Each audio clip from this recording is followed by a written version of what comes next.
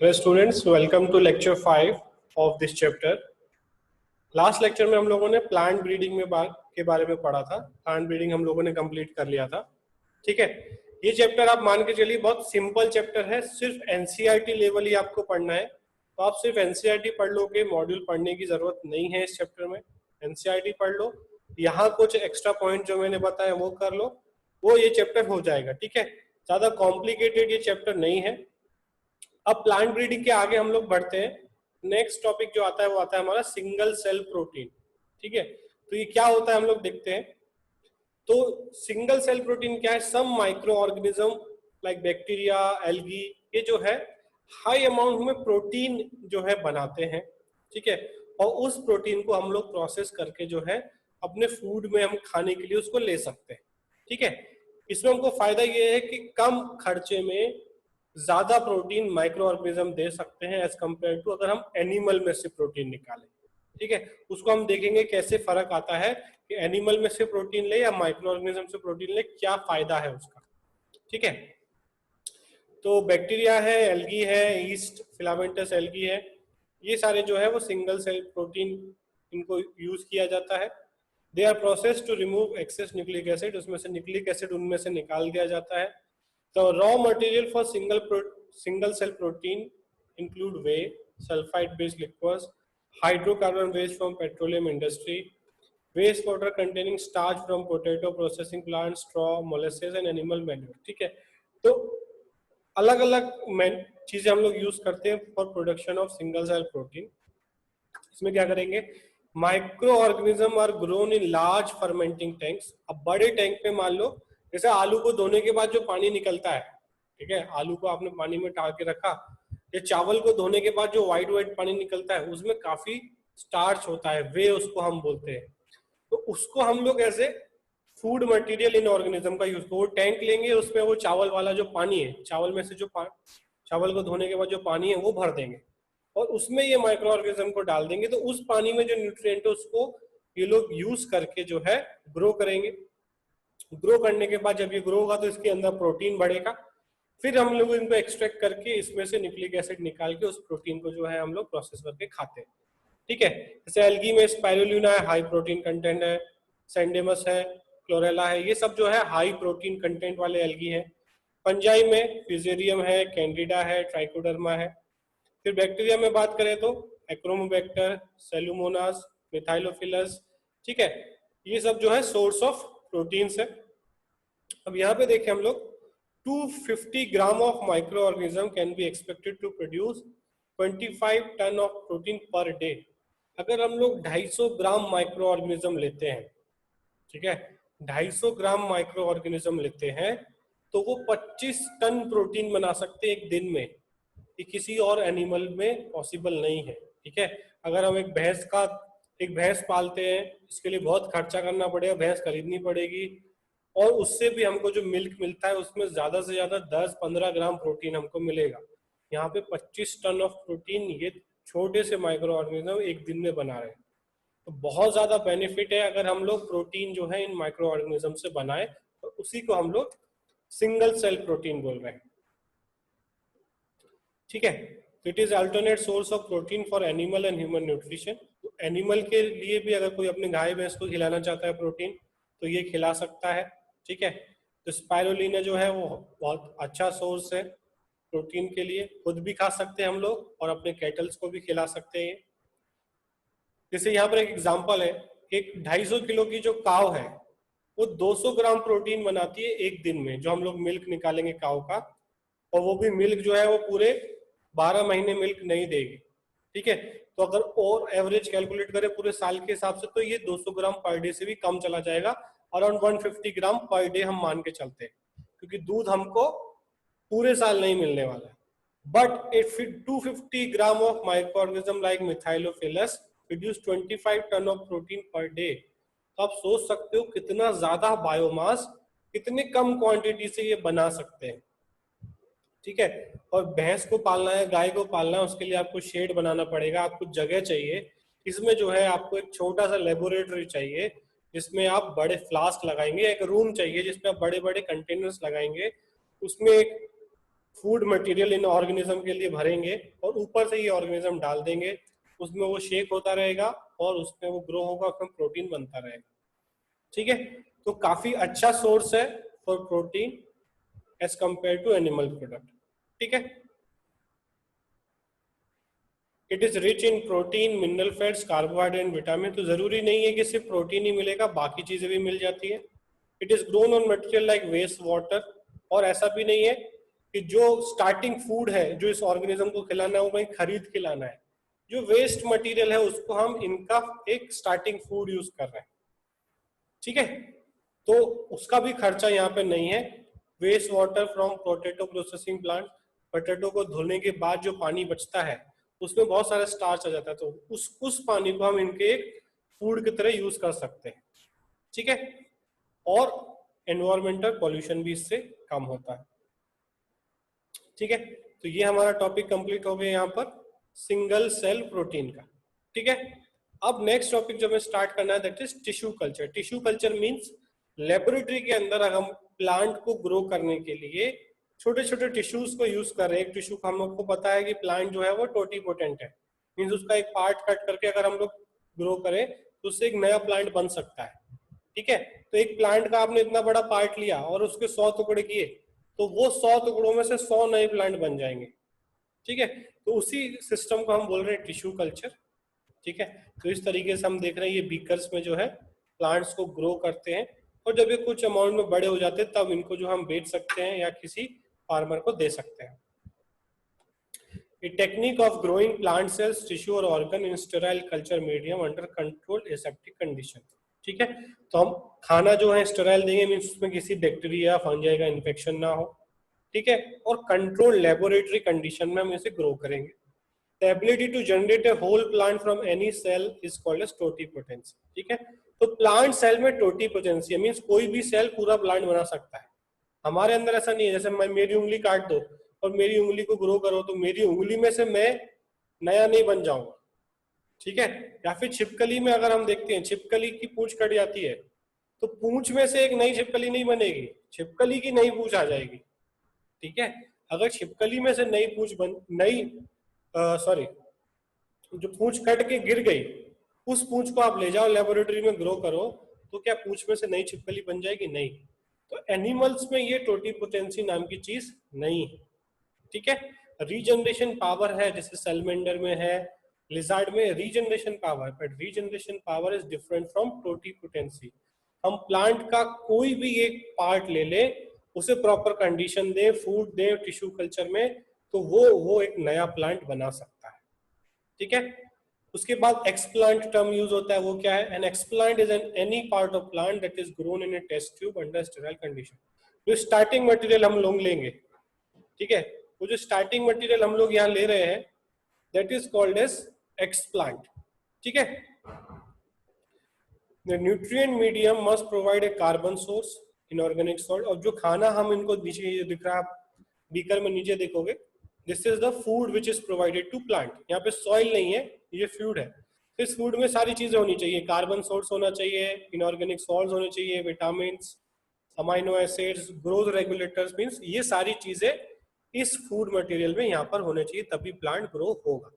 ठीक है, तो थोड़ा बड़ा हो जाएगा प्लांट तब हम इन्हें बड़े फ्लास्क में ट्रांसफर कर देंगे और फिर इसको हम लोग फार्मर्स को दे सकते हैं या बेच सकते हैं। अगर कंपनीज है तो बेचेंगी, अगर गवर्नमेंट में है तो वो फ्री ऑफ कॉस्ट फार्मर्स को ये दे देते हैं। ठीक है, तो method of producing thousand of plants in very short time through tissue culture is called as micropropagation. ठीक है, तो मान लो एक प्लांट का छोटा सा पार्ट, एक आलू आपने लिया और एक आलू जो एक प्लांट से लिया, उस एक आलू को काट के या एक कैरेट को काट के, ठीक है, मैंने जो है उसमें बहुत सारे टुकड़े किए और उसको अलग अलग पेट्री डिश पे लगा दिया। जैसे यहाँ पे हम देख रहे हैं एक प्लांट है, उसमें से हमको मैच्योर कैरेट मिल गया। अब इस कैरेट के मैंने टुकड़े किए 3-4 पीस, और हर एक पीस को मैंने जो है एक कॉर्क बोरर से इसका कोर निकाला और उस कोर को जो है मैंने इस पेट्री डिश में रख दिया। ठीक है, place dish on callus initiation medium, और इसमें खाना डाला, 4-6 दिन रखा। अब इसमें से रूट शूट डेवलप होने लग जाएगा इसमें से। ठीक है, और ये जो है फिर हम इसे सॉइल में ट्रांसफर कर देंगे तो एक नया प्लांट बन जाएगा। तो एक प्लांट में जिसमें मान लो 10, 12, 20 कैरेट लगेंगी, उसका एक कैरेट लेंगे और एक कैरेट से हम लोग 20, 50, 100 नए प्लांट बना सकते हैं। तो शॉर्ट टाइम पीरियड में बहुत सारे प्लांट डेवलप कर रहे हैं थ्रू टिश्यू कल्चर। इसको हम बोलते हैं माइक्रो प्रोपोगेशन। ठीक है, और एक ही कैरेट में से ये सारे प्लांट बनेंगे। मान लो एक कैरेट में से 50 प्लांट बनाए तो सारे जेनेटिकली आइडेंटिकल होंगे, इसलिए इनको हम बोलते हैं सोमा क्लोन्स। ठीक है, ये जितने भी टर्म्स है वो हमको याद रखने हैं। तो इसके थ्रू हम लोगों ने टोमेटो, बनाना, एप्पल जो है टिश्यू कल्चर के थ्रू प्रोड्यूस कर लिए हैं। ये बहुत कॉमनली यूज किया जाता है। ठीक है, उसके बाद है मेरिस्टेम कल्चर। यहाँ पर हम देख रहे हैं मेरिस्टेम, हमको पता है जो ऊपर वाला पार्ट है इसमें मेरिस्टेमेटिक टिश्यू होगा, इसको कट कर लेंगे। जो है इसको हम लोग सरफेस स्टेरिलाइजेशन करेंगे, मीन्स उसमें कोई बैक्टीरिया और फंजाई तो नहीं है, उसको साफ करेंगे एक तरीके से, डिस्टिल वाटर में डालेंगे। फिर हम लोग उसका जो है ऊपर का पार्ट लेकर ये जो है एक मीडियम में, जिसको MS मीडियम बोल रहे हैं, मीन्स एक खाना जो है, मीडियम मतलब जिसको खाना प्रोवाइड कर रहे हैं, जिसमें सारी चीजें carbohydrate, salts, mineral, amino acids, hormones, वो सारी चीजें होंगी। और उसे रखेंगे 16 घंटे के लिए under 25 degree Celsius under fluorescent light. तो ये थोड़े से टुकड़े में से जो मेरिस्टेम का हम लोगों ने ऊपर का थोड़ा सा टुकड़ा इसमें डाला, उसमें से एक नया प्लांट बन जाएगा। जब थोड़ा बड़ा हो जाएगा तब उसे हम पॉट में ट्रांसफर कर देंगे और इस पॉट को जो है हम लोग फार्मर्स को दे सकते हैं। ठीक है, समझ गए? तो आप सोचो कि एक मेरिस्टेम में से हम लोग कम से कम 10, 20, 50 प्लांट बना सकते हैं। ठीक है, tissue culture is also used for recovering healthy plant from disease plant. ठीक है, डिजीज प्लांट को रिकवर करने में हेल्प करते हैं। The meristem it will be free from virus. ये क्वेश्चन हमको ध्यान रखना है कि जो मेरिस्टेम है उसमें वायरस इन्फेक्ट नहीं कर सकता। ठीक है, तो इन्फेक्टेड प्लांट है, अगर उसमें से मेरिस्टेम निकालता हूं, मान लो ये प्लांट इन्फेक्टेड, अब इसमें से मैं सीड यूज नहीं कर सकता, इसको मैं नॉर्मली खेत में इसके पार्ट्स को यूज नहीं कर सकता, तो मैं इसके मेरिस्टेम को ले लूंगा क्योंकि मेरिस्टेम वायरस इन्फेक्ट नहीं कर पाता। ठीक है, तो मेरिस्टेम लेकर इस प्रोसेस से मैं जो नया प्लांट डेवलप करूंगा, ये जो प्लांट होगा it will be free from viral infection. ठीक है, तो वायरस फ्री प्लांट डेवलप करने के लिए हम लोग टिश्यू कल्चर यूज कर सकते हैं। ठीक है, तो इसके थ्रू हम लोगों ने कल्चर्ड मेरिस्टेम के थ्रू बनाना प्लांट बनाया है, शुगर केन, पोटैटो। ठीक है, समझ गए? तो मेरिस्टेम कल्चर जिसमें हम लोग मेरिस्टेम को ग्रो करेंगे, नॉर्मली भी ग्रो कर सकते हैं, और अगर कोई क्रॉप वायरस इन्फेक्टेड है तो उस क्रॉप में से एक हेल्दी प्लांट डेवलप करना, मीन्स वो क्रॉप तो बर्बाद हो गई बट उसके नेक्स्ट जनरेशन में वो वायरस इन्फेक्शन ना पहुंचे, तो मेरिस्टेम के थ्रू हम लोग हेल्दी प्लांट डेवलप कर सकते हैं इस मेथड से। ठीक है, तो इस मेथड को आप अपने नोटबुक में एक फ्लो चार्ट के थ्रू बना सकते हैं। ठीक है, उसके बाद नेक्स्ट टॉपिक आता है हमारा somatic hybridisation. It is the fusion of protoplast of from two different varieties of plant with desirable characters. इसमें हम लोग क्या कर रहे हैं, मान लो दो सेल्स हम लोगों ने अलग अलग वैरायटी से आइसोलेट किए, उनके प्रोटोप्लास्ट जो अंदर का साइटोप्लाज्म प्लस सेल मेम्ब्रेन है उसको फ्यूज कर देंगे। ठीक है, तो क्या होगा, दोनों, देखो इसमें ये क्रोमोसोम्स ऑरेंज कलर की दिखाई है, ब्लू कलर की, इसमें कुछ कैरेक्टर्स होंगे, एक सेल में कुछ अपने कैरेक्टर्स होंगे। ठीक है, डिजायरेबल कैरेक्टर्स, मान लो एक में ईल्ड ज्यादा है और दूसरे में जो है डिजीज रेजिस्टेंस है, तब इन दोनों को फ्यूज कर देंगे। ठीक है, उसके बाद हम इनको डिवाइड करने देंगे, तो इस सेल में हम देख सकते हैं कि दोनों के कैरेक्टर्स आ गए, दोनों के क्रोमोसोम्स आ गए। अब जो है जो ये डेवलप हो जाएंगे, तब उनसे जो प्लांट बनेंगे इसमें दोनों के कैरेक्टर्स आ जाएंगे, मींस हाई यील्ड भी मिल जाएगी और डिजीज रेजिस्टेंस भी मिल जाएगा। तो इसको हम बोलते हैं सोमेटिक हाइब्रिडाइजेशन। ठीक है, it can be grown to form a new plant called somatic hybrid. जो नए प्लांट बनेंगे उनको हम लोग हाइब्रिड बोलेंगे क्योंकि दो का मिक्सचर करके बन रहा है। Protoplast can be isolated after digesting the cell wall of plant cell. ठीक है, तो सेल वॉल को डाइजेस्ट करके सेल वॉल के अंदर जो भी कुछ है उसको हम प्रोटोप्लास्ट बोलते हैं। Cell membrane, plasma membrane plus cytoplasm is protoplasm.